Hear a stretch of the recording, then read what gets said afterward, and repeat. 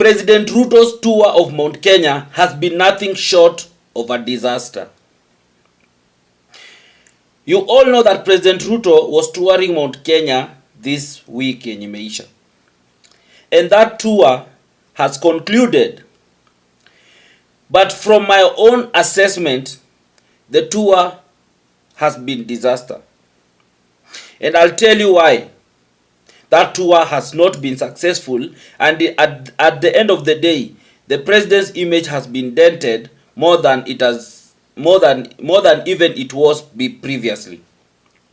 So before I go into the details, if you are new to this platform and you're coming here for the first time, kindly take a second to subscribe and to hit the notification bell so that anytime I post a video, you will always be the first to watch. And what we do here, we strictly analyze politics, and I also bring you up to speed of the trending things in Kenya.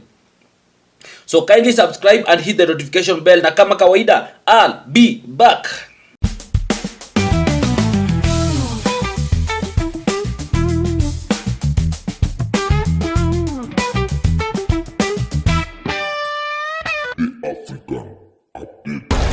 Thank you so much for everyone who has subscribed, and for the news and for the return subscribers. I really appreciate you guys.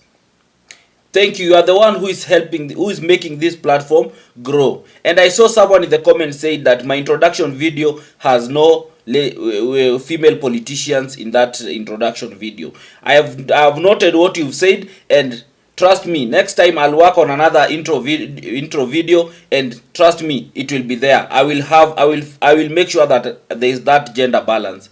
So let me go back to my video. So as I was saying, that the president has concluded his tour of Mount Kenya. And this was a tour that many people had anticipated in terms of how will the president be received in Mount Kenya, and how will the people respond to him, having known that this is a man they supported wholeheartedly in 2022, and it has now turned like these people now no longer love him, no longer look up to him anymore. They have turned they feel like the president has betrayed them, so they have abandoned the president completely. So it was a tour that everyone anticipated. So we just want to do a postmortem analysis of this tour now that it has concluded. We did a video of before he went there, what we were looking at, and now he has gone there. We have seen all the things that have happened, and now we just want to go to do just the postmortem analysis. So there's several videos. You know, the president has done a lot of things. He launched a lot of projects that many people see like these are not projects. These are just gimmicks. That is what many people in Mount Kenya walikuwa naona. And you could see even the Mount Kenya politician being booed in those rallies. Anytime they will stand up to speak, they will be booed. So most politicians who worked with Ruto, the president, were not well received in Mount Kenya. Yet these are the same people that the president expects that they are going to marshal the ground to at least get, so that they can the region can support him in 2022, but in 2027. But apparently the people the president is working with are no longer accepted on the ground.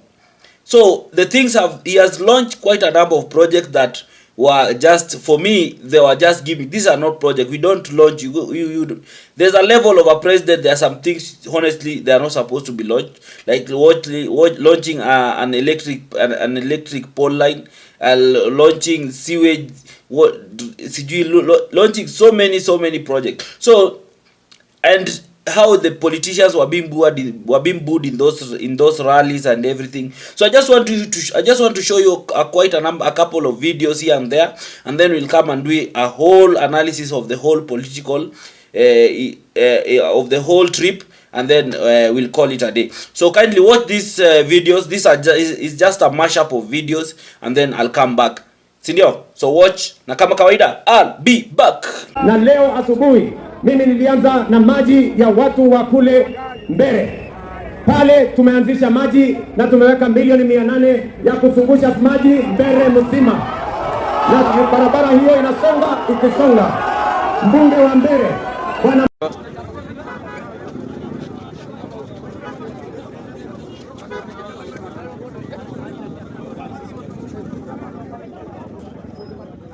Mbogi ya nduthi ndo hii.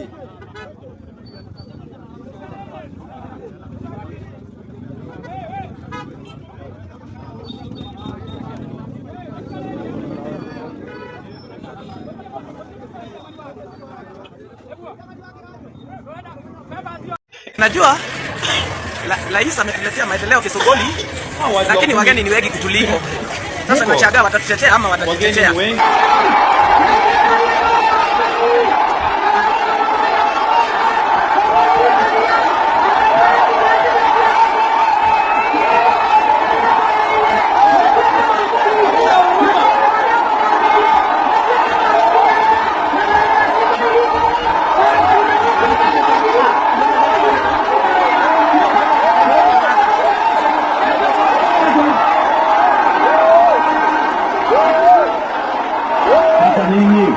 Tuko na watu wengi hawana stima.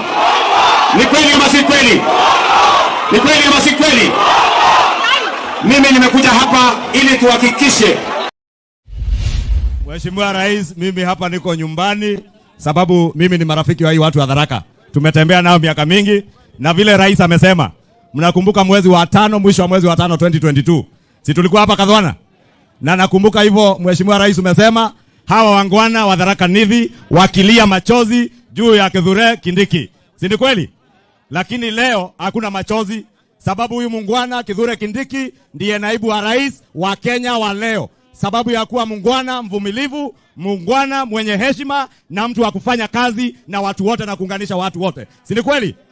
Nyinyi mnaona tukiendelea pale 2027 tupee William Ruto tamu ya pili. Akimaliza nani ataendelea kutoka hapo? Ngoma ni mbili hapa. Na zile lori nawaambia zilikuwa Meru. Hizi bado ndo ziko zimeleta posti 4 hapa. Nakuja kulaunch posti 4. Na miradi ya president. Posti 4. Yes, I believe you've watched those videos. And you can see those politicians that are working with the president are not loved on the ground. You know, one thing and I think I've come to respect about Kenyan politics is that every region has a way they conduct themselves. And when someone told me that Mount Kenya people hate betrayal, which for me, as much as I agree with the person because he's from that region, you know, sometimes you don't argue with people if he's telling you what is happening kwa nyumba yao. If I come and tell you that my dad is a thief, I'm telling you from a point of facts, from a point of knowledge.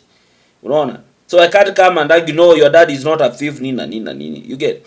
So when he told me that about Kenya, people hate betrayal, I felt like I needed to listen more. And I feel like whatever he told me has just manifested on this, on the president's trip in Mount Kenya.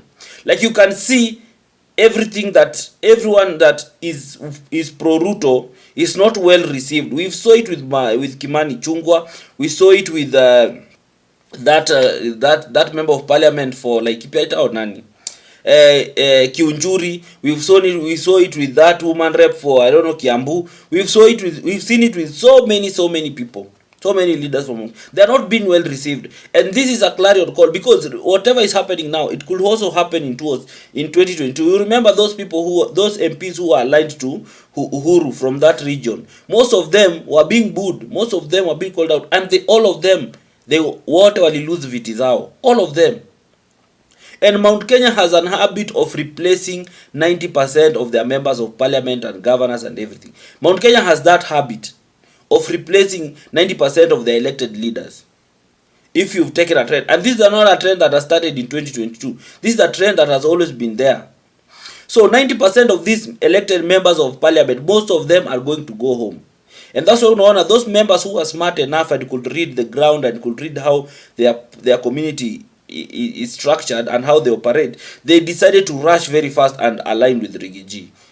Because that is the only way they will save themselves. Because the region has shifted from the president. And I can see people are still calling the president that is the kingpin of Mount Kenya. You can't be the kingpin of a region that you are not from. That is not possible. Whoever is telling that to the president is openly lying to him. It's openly lying to him. You can't. Especially for a region like Mount Kenya. That is a total lie. So most of these members of parliament, whatever they have seen in that rally, they will go in that tour, they will go and sit down and have a deep reflection if they really want to come back as to be re-elected, or they want to lose their seats and hope that the president wins another term and wapatiwe some post here and there. You get? They have to sit down and think through that, because if they really want to win some of these seats, then I think working with the president for that region is not the best option, because you can see how the leader of majority was embarrassed twice. People are walking out of him. The guy is talking and guys are walking out.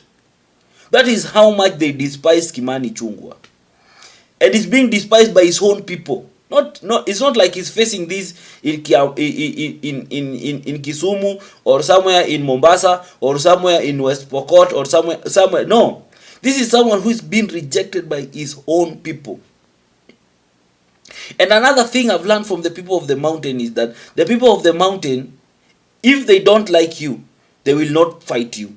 They will just ignore you, or they will come, they will take the money, they will listen, and they will not do anything. You see how they were behaving? Even when they were heckling leaders, they heckled, but you never saw commotion like they were fighting. In Nyanza, people can't just heckle you freely. You get? Because the people from Nyanza are kind of aggressive when they are pushing their idea. But with the people of Mount Kenya, I noticed that these people will just come, they will let you talk, they will let you nini, and then they will go. If there's money to be eaten, they will come, they will eat. That's what they did to Raila even in 2022. Raila was going to Kikuyu, Mount Kenya, and could see people, either people are just looking at him and wondering, who is this guy, why apige kelele aende, ama guys, the people who are cheering and supporting were just there for the money, making the money, and then wakishapata pesa wanaenda, but they know where their heart is. That is the funny part. Even in this President Ruto's tour, you can see the people's heart where it is. You can see. So this region is has clearly lost touch with the president. No. They have just shown the president that yes, umeleta pesa wacha tukule everything, but some have even shown him that sisi hatutaki. And akunanga kitu as bad as silent revolt, whereby mtu akutaki but he's not fighting you, he's not provoking you, amenyamaza tu, he's just looking at you. You know, even you as a person, when you unaenda hapo, you are like, so how do I handle this? How do I fight these people? Because pia you can't fight a peaceful person. Someone amenyamaza tu, unaona, ama abe boycott nini yako. He has decided I'm not going to come to your rally. So utampita tu hapo, utainua mikono, utamwangalia, atakuangalia tu. What can you do to such a person? There's nothing you can do. And for Kenyans, that is the best way of showing these leaders that you are not interested. I usually tell people, you don't go to rallies and heckle these people. Don't go to rallies and nini na nini. Weka home. Wacha kuje apate empty road. Wacha kuje with the few people abe mobilize. Wacha kuje akae hapo. Na hadi ukimobiliziwa na umepewa pesa, do you have to go? Don't go. Take the money, go home. Whoever mobilized you, unafikia atawatafuta, this person doesn't know you. Unaona? So sometimes you have to play smart. Ndio isikuwe too much confrontational. Ati yo nini na nini, you give people reasons of coming to you nini na nini. Why just be peaceful? Because that silence utaiongea kwa ballot. That silence will make a lot of sense pale kwa ballot. Take your kura, relax, let the person make do his own rounds the way he's doing. If he comes to your region, unaona, you go on your business as usual. I remember when the president was doing a tour of Nairobi, he came to an area where I was. What do people do? Majority of the people just went over their business as usual. Yeah, there was a few people who gathered where he was and they listened to. But some of us, when we were in a restaurant, we just went over on our business as if nothing was happening. That is what it's supposed to be. Because going to a politician's rally and you want to cause chaos and you want to piga kelele and everything, it never shows, because at the end of the day, you are just putting yourself in danger. Someone can just decide to harm you simply because he feels like you are attacking a person that he loves. And this is not for president alone. This is for all politicians. Don't go to rallies to boo people, to boo people, to heckle people and nini. Don't do that. You keep off. But ikifika kwa ballot, your vote, your strength, your voice is more stronger on the ballot rather than on the street. You get? On the street you only go when you are going to agitate for your rights and your through demonstration, which it has been enshrined in the constitution. That is something that is allowed. So you go there to demonstrate, to picket, and to say whatever you feel like you are agitated about. But when it comes to politicians and their rallies, you don't go there to heckle them. Wacha waende wapige around, they say whatever they are saying. You just go around your business. Trust me, guys went over their businesses as if nobody was talking, no one was there, no one was nini. You get? The few people that were mobilized, the few people that were surprised that they are seeing the president for the first time, ndio walikuwa wamesimama watching, looking very nini surprised. You get? But there are some people, they are past such things. Like there are people who can't be. Me, I've been. There was a time after Raila was in somewhere where he was doing his rally where he was.